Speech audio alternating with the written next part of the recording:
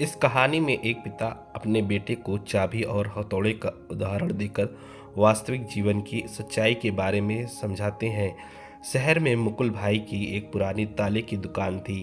उनकी दुकान पर लोग ताला चाबी खरीदने के लिए आते थे और कई बार चाबी खो जाने पर लोग डुप्लीकेट चाबी बनवाने के लिए भी आते थे। मुकुल भाई की दुकान में एक भारी हथौड़े भी था जो कभी कभी ताले तोड़ने के लिए काम आता था। एक दिन मुकुल भाई का 12 साल का बेटा दुकान में आया था।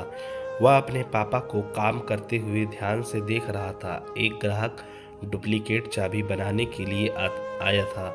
मुकुल भाई ने उस ग्राहक को डुप्लीकेट चाबी बनाकर दे दी। थोड़ी देर के बाद एक दूसरा ग्राहक आया और उस ग्राहक का ताला तोड़ने के लिए मुकुल भाई ने हथौड़े का इस्तेमाल किया। मुकुल भाई का बेटा ये सब ध्यान से देख रहा था। उसने अपने पापा से पूछा कि पापा, आखिर इन छोटी छोटी चाबियों में कौन सी खूबी है जो इतने मजबूत तालों को बड़ी आसानी से खोल देती है, जबकि हथौड़े को वही ताला खोलने के लिए प्रहार करना पड़ता है।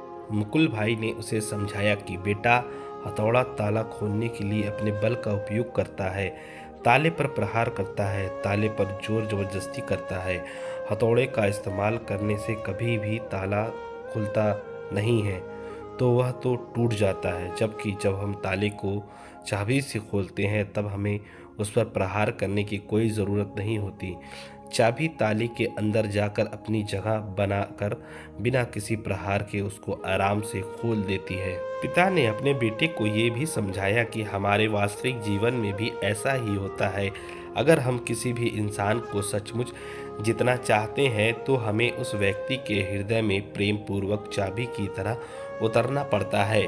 जोर जबरदस्ती करने से हम कोई भी काम कर तो सकते हैं, किंतु वो ताले को खोलता नहीं बल्कि उसे हथौड़े की तरह तोड़ देता है।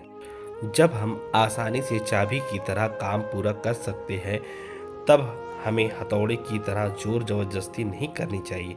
जो चीज़ बल से प्राप्त की जा सकती है उसे प्रेम से भी प्राप्त किया जा सकता है, किंतु जो चीज़ प्रेम से प्राप्त की जा सकती है उसे बल से नहीं प्राप्त किया जा सकता।